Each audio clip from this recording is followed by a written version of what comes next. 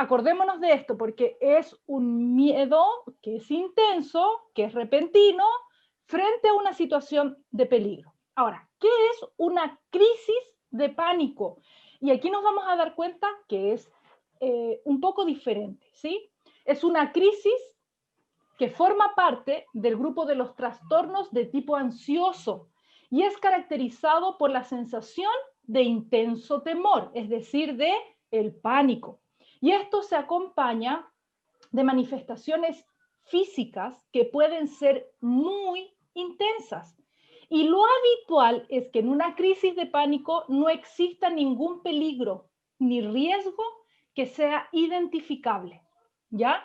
Entonces es algo que se necesita evaluar, que se necesita considerar para poder enfrentar una crisis de pánico.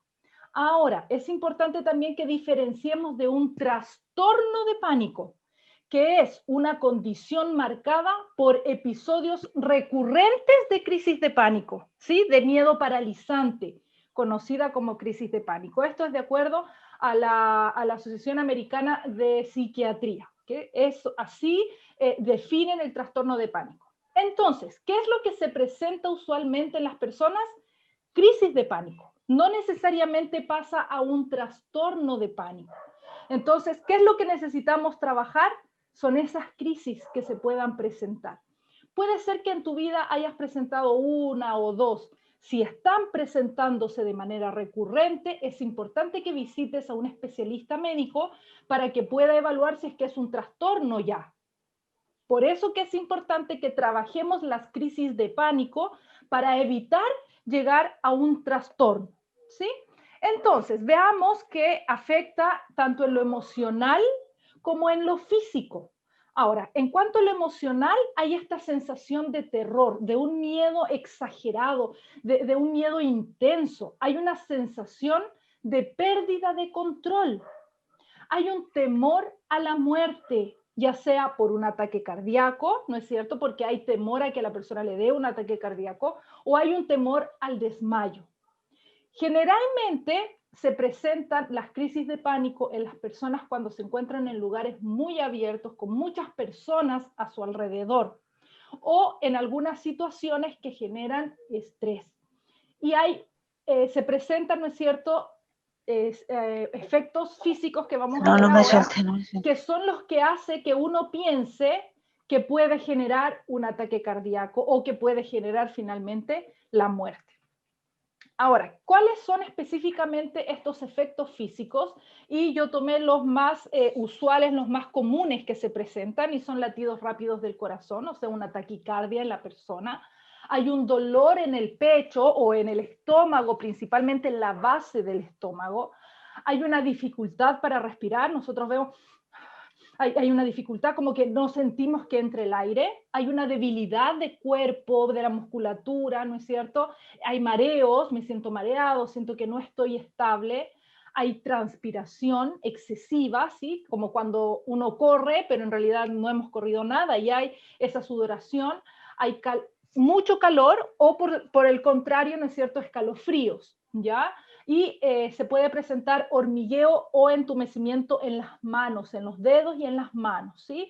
Entonces, estos son los efectos que se generan cuando alguien está haciendo una crisis de pánico, lo emocional y lo físico. Y estos efectos físicos hacen que aumente el temor al ataque cardíaco o el temor a la muerte, ¿no es cierto? Por lo tanto, aumenta lo emocional y también tiene un efecto sobre lo físico y por eso es que se hace como un círculo vicioso y por eso que es difícil salir de una crisis de pánico cuando uno está solo. Por eso que es aconsejable que las personas que saben que están con crisis de pánico puedan mantenerse acompañadas. Ahora, vamos a ver algunas características de lo que son las crisis de pánico. Y primero debemos saber que se puede presentar en cualquier momento, ya sea de día, ya sea de noche, ya sea en la mañana, al mediodía, al atardecer, ¿no? En cualquier momento del día y en cualquier lugar también, ¿sí? Ya sea en la casa, en el trabajo, en el lugar de estudio, en la calle, en el mall. Yo les decía, principalmente se da o la gente logra darse cuenta de que tiene una crisis de pánico cuando está frente a otras personas, cuando hay mucha gente. Pero en realidad se puede presentar en cualquier lugar y en cualquier momento. Puede ser incluso que la persona esté sola y a partir de los pensamientos genere una crisis de pánico. Tercero, es sin aviso previo. ¿Sí? No tienes cómo darte cuenta porque se presenta de un momento a otro, entonces no tienes la oportunidad de saber si es que te va a dar o no.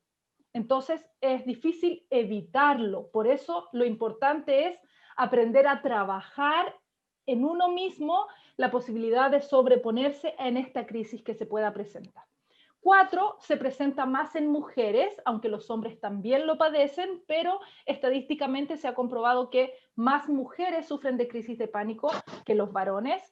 Además, se presenta más en adultos jóvenes, ¿no es cierto? Aunque también se han presentado casos en niños y también en adolescentes, ¿ya? Sobre todo bajo la sexta característica, que es el estrés. Cuando nuestros niños, nuestros adolescentes están muy estresados, hay la posibilidad de que generen una crisis de pánico. En ocasiones se conoce, ¿no es cierto?, que actualmente que niños y adolescentes han presentado crisis de pánico por el tiempo de encierro, por el temor al contagio, cuando los padres salen a trabajar, ¿no es cierto? Eso puede generar un poquito porque ellos están bajo estrés. Y ya sea en el trabajo, en los estudios y en la casa. A veces las mujeres, ¿no es cierto?, nos desenvolvemos como en muchas áreas que puede hacer que nos afecte más que a los varones, ¿sí? Además que los varones son más prácticos, en cambio las mujeres tendemos a rumear, tendremos ahí a darle vuelta a la manija con nuestros pensamientos, a diferencia de los varones pasan de un tema a otro sin mucha dificultad o simplemente se ponen a ver la televisión y es más fácil que logren concentrarse en lo que están viendo que en lo que están pensando. Entonces, eso les favorece a ellos frente a una crisis de pánico. Ahora, ¿cuáles son las consecuencias? ¿Qué pasa con una persona que está con crisis de pánico? Las personas tienden a reducir el número de actividades y esto puede ser perjudicial en cuanto a las clases o al trabajo porque la persona con tal de no encontrarse con alguien más o con el temor de que le va a dar una crisis, no asiste al trabajo, no asiste a clases y no quiere salir, ¿sí? También se tiende a acudir a servicios de urgencias. Generalmente los médicos, los enfermeros ya identifican a las personas porque van constantemente, se les hacen exámenes, ¿no es cierto? Y ellos no presentan nada, no evidencian ninguna dificultad en esos exámenes, sino que son personas que están sanas. Por eso es que en ocasiones son derivadas al psicólogo, derivadas por el médico a un psiquiatra, porque la persona, evidentemente, como vimos, hay efecto físico, hay un dolor en el pecho, hay un dolor en el estómago, hay un problema de respiración. Entonces, la persona piensa que le puede dar un paro cardíaco, que puede estar presentando alguna otra dificultad en cuanto a una enfermedad. Me tocó atender a una paciente más o menos en mayo que llevaba 2 años y medio haciéndose exámenes, había pasado por todos los especialistas, y recién en mayo se vio conmigo. Nunca antes había querido ver a una psicóloga, pero claro, ella igual le costaba mucho reconocer que podía ser un tema más psicológico, ¿sí? Entonces es importante saber que si alguien está yendo de manera recurrente, por ejemplo, a los servicios de urgencia y están diciendo que no tiene nada, no es que los médicos sean malos, no es que los exámenes han resultado erróneos, sino que es algo distinto. Y claro, la persona dice, pero es que yo siento, mira, tócame, mi corazón está latiendo fuerte. Sí, es evidente, pero puede ser generada por una crisis de pánico, ¿sí? Y la persona también evita realizar compras, evita realizar trámites, evita salir de la casa. Tiende a mantenerse encerrada y ese aislamiento también genera una nueva crisis. Entonces como les digo, tiende a ser un círculo vicioso. ¿Ya? Ahora, ¿qué debo hacer? ¿Qué pasa? ¿Qué debo hacer frente a una situación de crisis de pánico? Primero, la respiración. Es súper importante la respiración, el poder inhalar, el poder exhalar. Es muy importante que nosotros podamos aprender a respirar. Nosotros respiramos de manera inconsciente. Sin embargo, frente a una crisis de pánico debemos hacer conciencia de nuestra respiración e inhalar por la nariz y exhalar por la boca, haciendo respiraciones continuas que favorezcan a la verdadera oxigenación de nuestro cerebro y de nuestro cuerpo. Ya es muy importante. Es importante también realizar algún ejercicio de relajación que permita que mis músculos se contraigan primero, ¿sí? Yo los aprieto y luego los suelto para poder lograr esta relajación. Es importante que yo pueda reducir la mayor cantidad de estímulos posibles, disminuir la luz, si es que es de día y entra mucha luz, yo puedo poner cortinas, puedo cerrar las cortinas, puedo poner papel si es que es necesario para disminuir ese estímulo también de sonido, ¿sí? Aislar. De repente hay sectores que son como bien ruidosos, o si los niños en la casa están como bien alterados, gritando mucho, eso también es importante reducirlo. Es importante escuchar música, pero música que nos lleve a calmarnos. La música en un tono, en una frecuencia que tiene relación con una pulsación, ¿no es cierto? Y con la respiración adecuada, porque cuando yo escucho música muy movida, me acelera, mi respiración también aumenta y no favorece la crisis de pánico. Entonces sería muy bueno escuchar música que sea, por ejemplo, música clásica en piano, himnos en piano, que me puedan favorecer a bajar los niveles, ¿no es cierto?, de la respiración y de las pulsaciones. Ahora, es interesante que nosotros podamos utilizar el tirar el pensamiento. La crisis de pánico está asociada a un temor, como les decía anteriormente, y ese temor es porque yo pienso que algo me va a pasar, yo pienso que me voy a morir, yo pienso que me voy a desmayar, yo pienso que tengo mucho miedo de lo que me va a ocurrir. Entonces, tengo que tirar ese pensamiento, ¿ya? Yo siempre utilizo lo que le llamo el contrapensamiento, pensar en algo distinto a lo que te está en ese momento generando la crisis de pánico y te la está manteniendo. Entonces, puedo pensar en eventos que son lindos de mi vida, no sé, puedo pensar en el día de mi matrimonio, puedo pensar en el día del nacimiento de mis hijos, y si por su parte eso es lo que me genera, ¿no es cierto?, esa ansiedad y ese pánico, puedo pensar en algún éxito en mi vida, cuando salí de cuarto medio, cuando logré un viaje, cosas que me favorezcan, que me ayudan a cambiar de dirección del pensamiento, ¿ya? Si me es muy difícil, porque en ocasiones es muy difícil, yo recomiendo que se puedan poner papeles en la habitación. Lo he recomendado en otros casos, lo hemos conversado anteriormente otros domingos, en la oficina, de repente si es que se generan, por ejemplo, ciertas situaciones frente al teletrabajo, ponerte papelitos que te puedan ayudar a tirar el pensamiento, ¿sí? A recordar cosas que te eviten generar una crisis de pánico. ¿Ya? Es importante también que tú puedas escribir aquellas cosas que te están afectando, que son las que te están generando el temor, para que tú puedas hacer un bollito con ese papel y tirarlo de manera simbólica para poder deshacerte de ese pensamiento. Anteriormente, no sé si ustedes recuerdan, pero por ejemplo, asociado al perdón, cuando conversamos del perdón, yo les decía, es bueno escribirle una carta perdonando a aquella persona que te ha hecho daño y que tú sabes que al enfrentarla quizá va a ser peor, o si la persona ya ha muerto y tú no la has podido perdonar, escríbele. Son actos simbólicos que nos ayudan para poder superar ciertas situaciones, y en este caso el tirar lo que yo escribo como algo que me está afectando puede favorecer también a evitar que pueda ir aumentando esta crisis. Es importante también que yo pueda evitar estimulantes, ¿ya? ¿A qué me refiero? Al consumo del café, de las bebidas gaseosas, principalmente las oscuras, ¿no es cierto? La Coca-Cola, la Pepsi, nada de té, nada de cigarrillo, de drogas, porque eso favorece a que la crisis de pánico se mantenga. Entonces tengo que evitar todo ese tipo de estimulantes, incluso evitar el chocolate, por ejemplo, o las salsas que son mayonesas, que son ketchup, mostaza, porque son estimulantes y eso no es aconsejable al momento de estar vivenciando crisis de pánico. ¿Ya? Ahora, ¿qué más?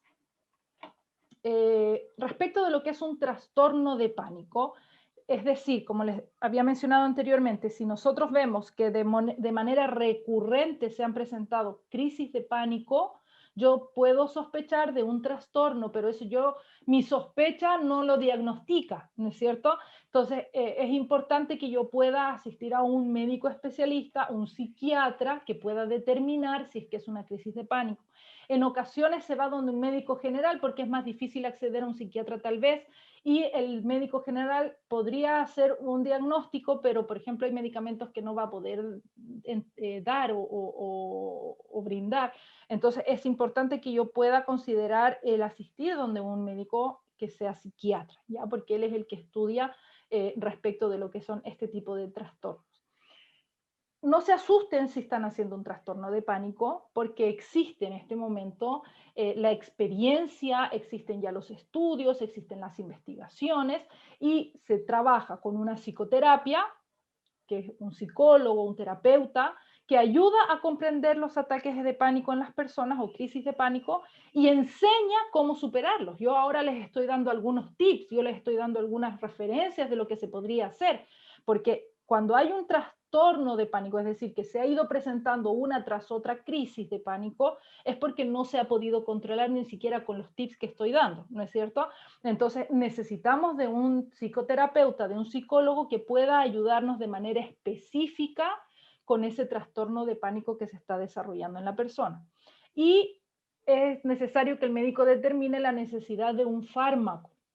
Aquí en el Centro Integral y con FADME nosotros hemos ido aprendiendo mucho sobre cosas naturales que nos van a ayudar, que nos van a favorecer, y tenemos que ser muy conscientes al saber cuándo podemos realmente tomarlas y quizá cuándo se está escapando ya de nuestras manos esto y necesitamos que químicamente nuestro cuerpo reciba el equilibrio que necesita. ¿Ya? Porque esto o sea, el trastorno de pánico está asociado a un neurotransmisor que puede estarse presentando o generando en nuestro cerebro, produciendo en menor cantidad. Por eso es que en ocasiones necesitamos de un medicamento que estabilice ese neurotransmisor y que permita que el funcionamiento del cerebro neuronal también pueda estar bien.